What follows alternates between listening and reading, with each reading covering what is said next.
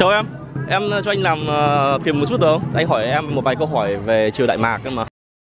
Được không? Chịu à. Với sự nhiều với sự nắng hôm nay.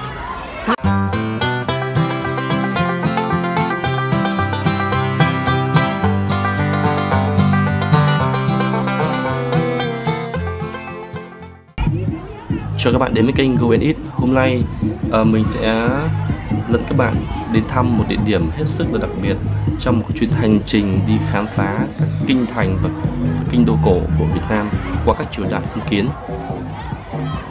Với kinh đô cổ hôm nay đầu tiên các bạn sẽ được ghé thăm đó chính là thành Nhà Mạc, nhưng không phải là thành Nhà Mạc ở Đông Kinh tức là Thăng Long bây giờ, mà chính là cái thành mà là nơi phát tích của Nhà Mạc, tức là quê hương của Nhà Mạc, đó là Dương Kinh. Dương Kinh được Nhà Mạc xây dựng sau năm 1525 và đây là quê hương của Mạc Đăng Dung. Vậy Dương Kinh đó nằm ở đâu? Thì xin nói các bạn rằng là Dương Kinh hiện nằm tại thôn Cổ Trai, xã Ngũ Đoan, huyện Kiến Thụy và thành phố Hải Phòng. Và một cái điều mà cũng đặc biệt về cái kinh đô cổ, nơi phát tích của họ Nhà Mạc, đó là đây chính là cái kinh đô miền biển đầu tiên của Việt Nam. Vậy các bạn có thể đặt câu hỏi là Nhà Mạc được hình thành như nào? Thì theo sử sách thì vào cuối thế kỷ thứ 15 và đầu thế kỷ thứ 16, thì dưới thời cai trị của nhà Lê Sơ, chính quyền mộc mạc, nhân dân thì cơ cực và đòi hỏi cần phải có người thay thế ổn định thành đất nước. Thì trong tình thế đất nước đấu tranh như vậy thì Mạc Đăng Dung đã cướp ngôi và thiết lập nên triều Mạc. Sau khi lên ngôi thì vua Mạc Đăng Dung đã chấm dứt được thời kỳ ức thương và mở rộng giao thương với nước ngoài. Minh chứng cụ thể là đồ gốm sứ trở thành mặt hàng được nhiều nước mua, và hiện nay gốm sứ thời Mạc có mặt ở bảo tàng nhiều nước như Nhật Bản, Trung Quốc và Hàn Quốc. Và còn một cái di tích nữa là con tàu đắm ở Cù Lao Chàm ấy, thì mới được tìm thấy, và có rất nhiều đồ gốm sứ của thời Nhà Mạc. Nhà Mạc có tất cả là 12 đời vua, và bắt đầu là Mạc Thái Tổ tức Mạc Đăng Dung. Sau khi dẹp được các bè phái trong cung đình thì đã ép vua Lê Cung Hoàng nhà Hậu Lê nhường ngôi vào tháng 6 năm 1900, vào tháng 6 năm 1527, và chấm dứt khi vua Mạc Mậu Hợp bị quân đội Lê Trịnh do Trịnh Tùng chỉ huy đánh bại vào cuối năm 1592. Vậy tổng cộng thời gian tồn tại chính thức của triều đại Nhà Mạc này tại Đông Kinh, tức là tại Thăng Long ấy, là 66 năm. Tuy nhiên sau đó con cháu Nhà Mạc đã theo lời dạy của Trạng Trình Nguyễn Bỉnh Khiêm đã rút tên Cao Bằng, và còn kéo dài được đến năm 1677 thì mới bị diệt hẳn. Và tức là vị vua cuối cùng, đời cuối cùng của Nhà Mạc, đó là vua Mạc Kính Vũ.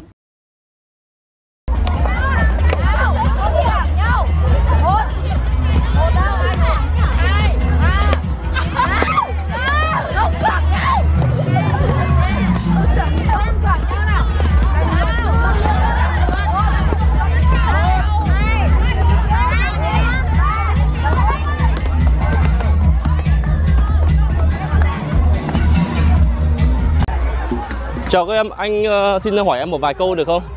Một vài câu về Vương Triều Mạc của mình ấy mà. Thì em biết Vương Triều Mạc này là có bao nhiêu đời không?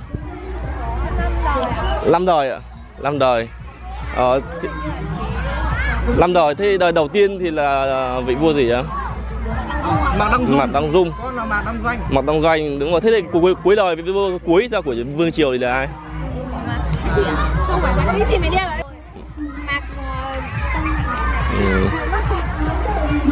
Thực ra là có 5 đời, nhưng mà là phát tích là ở đây đúng không? Quê của Mạc Đăng Dung ở đây. Thì sau đó là 7 đời sau khi bị Hậu Lê họ đánh thì bắt đầu là lại chuyển lên Cao Bằng. Đến tận gần cuối thế kỷ thứ 17 thì mới bị tiêu diệt hoàn toàn. Tức là có 12 đời tất cả chứ không phải là 5 đời. Các em là ở trường nào nhỉ?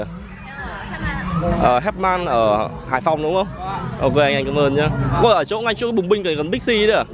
Ok anh cảm ơn.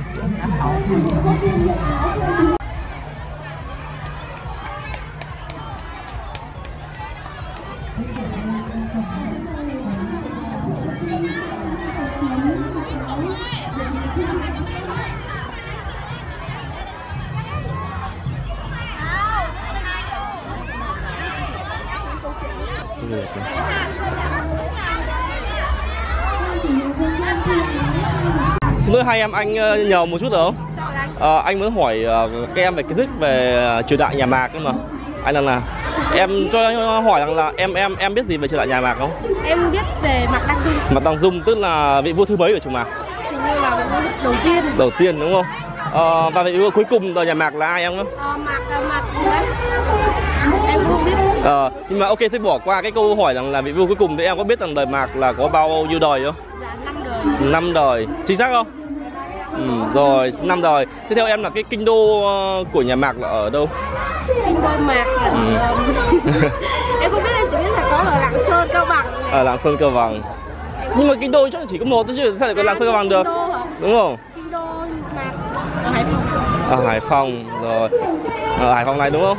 Thế em có biết rằng là nhà nào mà tiêu diệt nhà Mạc không?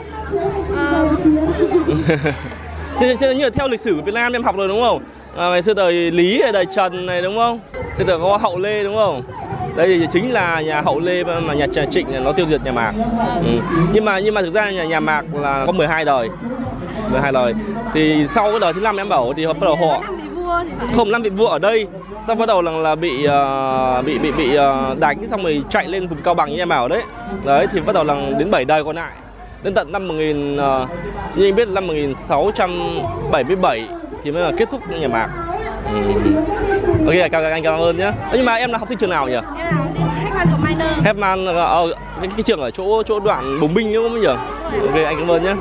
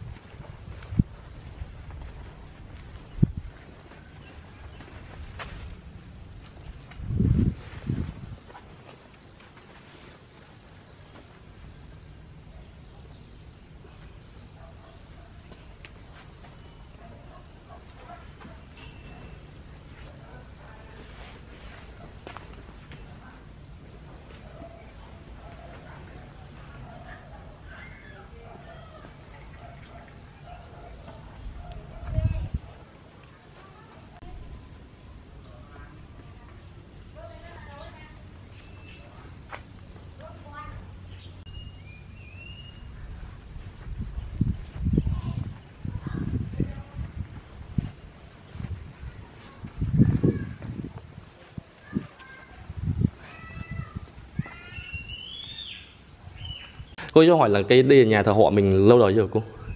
Nhà họ đời, tức là cái nhà họ này từ lâu đời lắm rồi. Dạ vâng. Trông coi ở trong đây trong thì rất là đông qua. Dạ vâng. Nhà Mạc thì có tất cả 12 đời vua cô nhỉ? 12 đời vua đúng rồi. Nhưng mà như cho biết thì là 5 đời là ở 5 đời thì là ở kinh đô của mình, còn đâu là 7 đời sau thì là phải lên chạy lên đây các Cao Bằng ấy nhỉ? Đúng rồi. Đấy là 5 đời sau phải đi lên Cao Bằng cũng thuộc, cũng mới vào đây thì cũng mới thuộc một chút thôi. 7 đời sau thôi. Vậy là đấy là bị nhà Hậu Lê, vâng, nhà Hậu Lê nó truy. Vâng, vâng.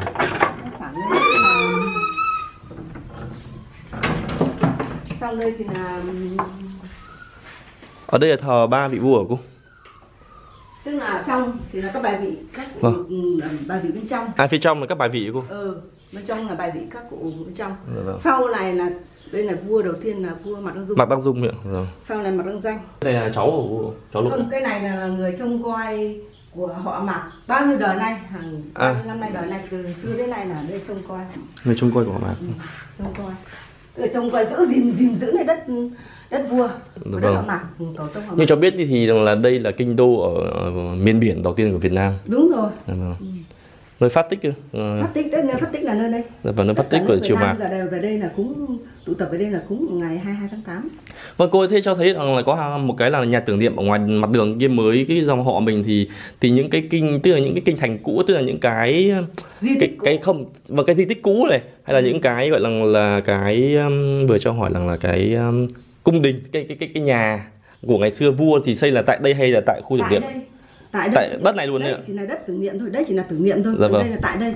Cái nhà này là từ xưa đến này, đời xưa đến này, dạ vâng. Cái nhà này gìn giữ là đất này. Dạ vâng.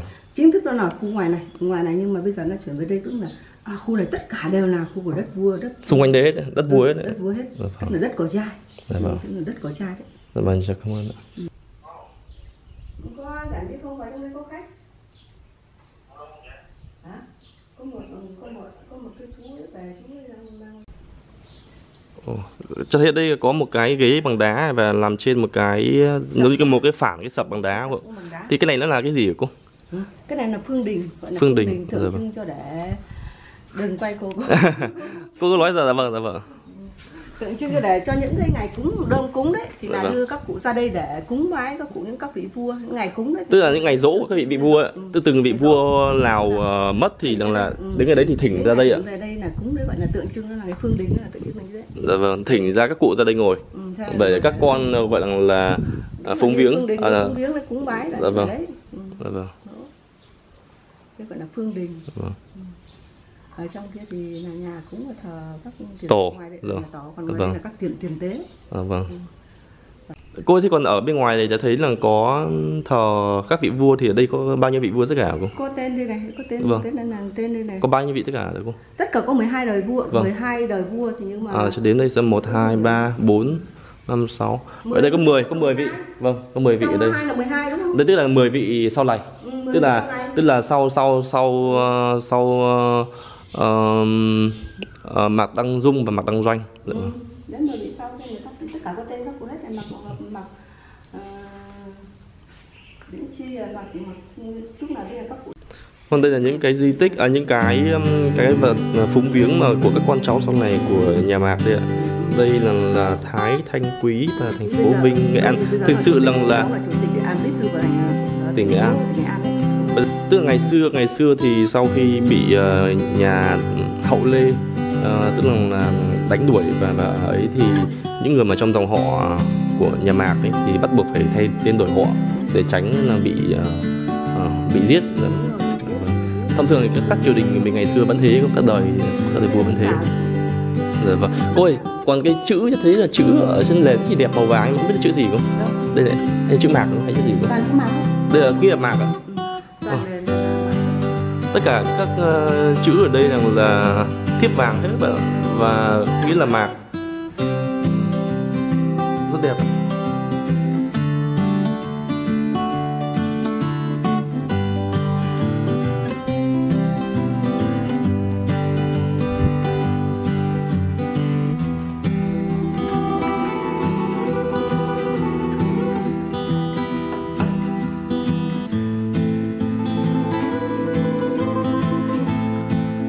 Cô bên này là điện thờ Hoàng hậu, tức Thái Hoàng Thái hậu, tức là vợ của vua Mạc Đăng Dung của. Thế còn những vị bên dưới nữa sao?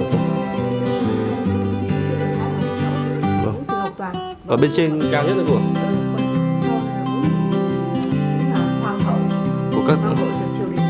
của các đời vua sau.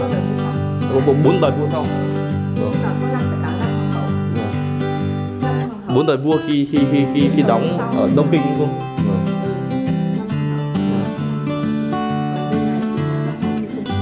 Bên này các hoàng tử công chúa. Các danh nhân nữ có công trong triều đại. Tức là danh tướng nữ rồi, danh tướng nữ. Trong triều đại của nhà Mạc.